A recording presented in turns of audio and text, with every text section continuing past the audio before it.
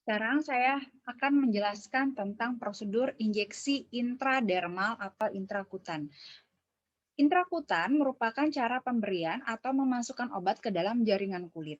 Intrakutan biasanya digunakan untuk mengetahui sensitivitas tubuh terhadap obat yang disuntikan. Biasanya paling sering untuk mentes kecocokan antibiotik kepada anak ataupun orang dewasa. Nah, biasa juga disebut dengan skin test. Untuk tahap pengkajian sama seperti injeksi lainnya. Jadi tidak saya ulang lagi ya. Nah, hal yang merupakan tujuan dari injeksi intrakutan adalah untuk melakukan skin test atau tes terhadap reaksi alergi jenis obat yang akan digunakan. Pemberian obat melalui jaringan intrakutan ini dilakukan di bawah dermis atau epidermis. Secara umum dilakukan pada daerah lengan tangan bagian ventral. Bagian ventral itu bagian dalam ya. Jadi misalkan ini lengan saya di sini. Ya, biasanya di area dalam sini. Ya. Kemudian, hal tersebut bisa dilakukan pada pasien yang tidak sadar, tidak mau bekerja sama karena tidak memungkinkan untuk diberikan obat oral atau obat untuk mencegah alergi. Atau pasien saat sadar ditanya belum mengetahui ada atau tidaknya reaksi alergi terhadap obat yang akan diberikan. Sehingga terlebih dahulu harus dilakukan skin test.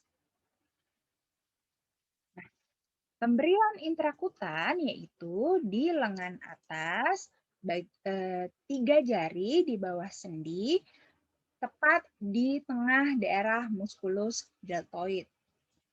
Jadi ini bahu, sendi, 3 jari di bawahnya. Jadi di deltoid. Jadi skin test bisa di deltoid atau di lengan bawah, bagian depan lengan bawah sepertiga dari lekukan siku atau 2/3 dari pergelangan tangan pada kulit yang sehat, jauh dari peredaran darah.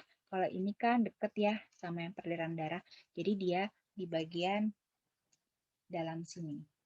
Ini siku saya, di sini. Di situ disuntiknya. Hal-hal yang perlu diperhatikan dalam memberikan obat melalui jaringan intrakutan yaitu tempat injeksi, jenis fluid, infeksi yang mungkin terjadi, kemudian selama injeksi, kondisi atau penyakit klien, pasiennya harus benar, obat benar, dosis benar, cara dan rutenya juga benar, waktunya pun harus benar.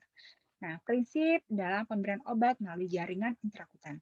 Sebelum memberikan obat, perawat harus mengetahui diagnosa medis pasien, indikasi pemberian obat, dan efek samping obat dengan prinsip 10 benar, yaitu benar pasien, benar obat, benar dosis, benar waktu pemberian, benar cara pemberian, kemudian benar pemberian keterangan tentang obat pasien, benar tentang riwayat pemakaian obat oleh pasien, benar tentang riwayat alergi obat pada pasien, dan benar tentang tentang reaksi pemberian beberapa obat yang berlainan bila diberikan bersamaan, dan benar dokumentasi pemakaian obat.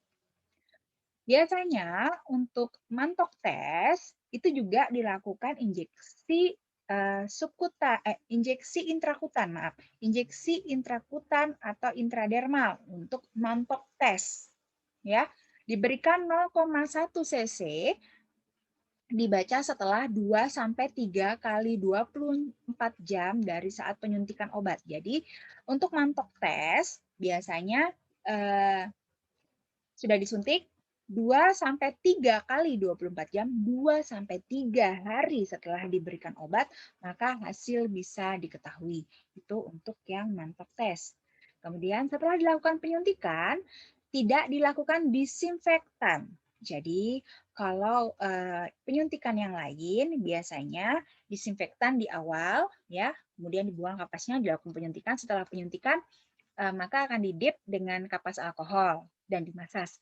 Untuk injeksi intrakutan, intrakutan atau intradermal, jadi IC, untuk injeksi IC ini, dia Setelah kasih obat, nanti memang sengaja kulitnya dibikin gelembung karena pemberian obatnya itu di intrakutan, di antara kulit. Jadi biasanya akan bergelembung, bukan di sini ya, maaf, di lengan dalam, tapi saya mencontohkannya saja di sini biar mudah.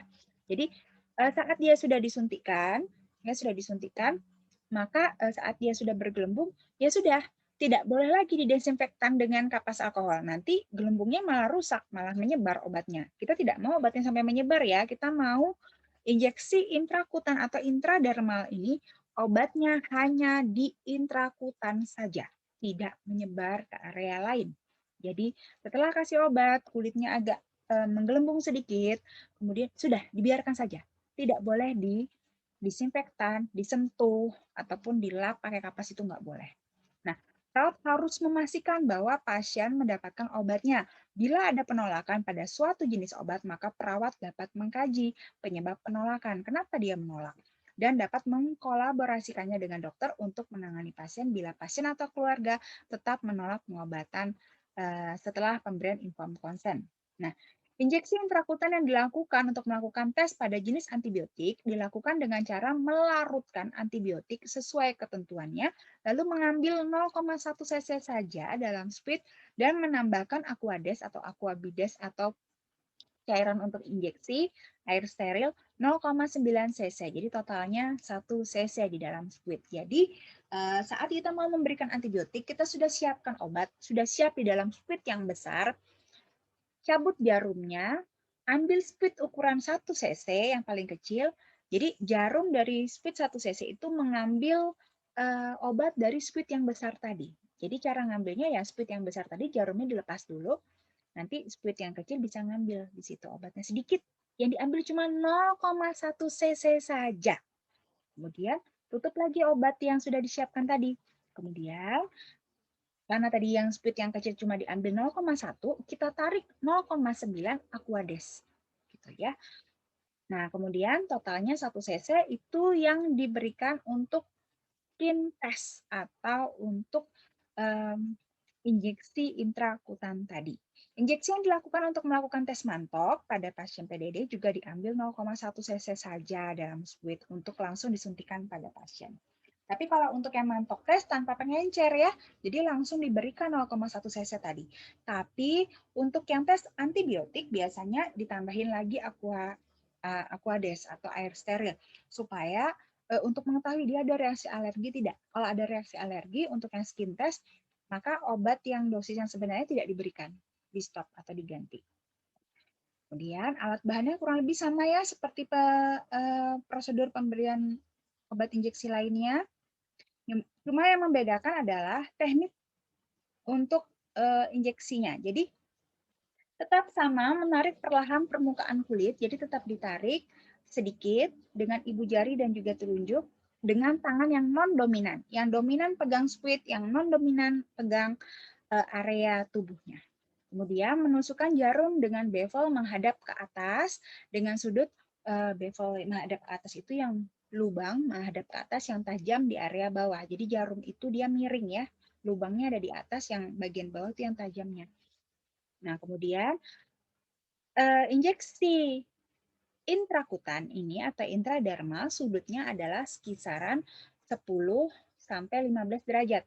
Kalau lurus, jarumnya lurus, tegak lurus dengan area yang disuntik itu 90 derajat, setengah dari 90 derajat 45 derajat, setengah dari 45 derajat itu sekitaran 22,5 ya. Nah, berarti kalau 10 sampai 15 derajat itu hampir lurus, hampir mendatar. Kenapa? Karena kita mau menyuntikkan di area kulit. Setelah obat dimasukkan, nanti harus ada gelembung. Kulitnya harus bergelembung. Kalau kulitnya tidak bergelembung, berarti obat belum masuk ke kulit atau belum masuk di intrakutan. Setelah kulitnya ada gelembungan tadi, langsung cabut saja splitnya, tidak boleh diapa-apain, nggak boleh dilap pakai tisu, nggak boleh dimasas juga dengan alkohol swab, tidak boleh. Ya sudah, cabut, sudah. Kemudian kalau itu untuk skin test ataupun untuk mantok test, nanti kan ada muncul tuh gelembung kayak gelembung cairannya. Lingkari area sekitarnya, dilingkari. Kenapa dilingkari? Untuk penanda bagi kita area yang sudah disuntik yang area mana. Jadi misalkan Misalkan ya, di sini yang disuntik, maka lingkarannya ya lebih besar. Jadi yang di area disuntik di tengah dari yang dilingkari, gitu ya. Tahapan selanjutnya sama seperti injeksi yang lain, reinforcement, evaluasi, dan juga dokumentasi.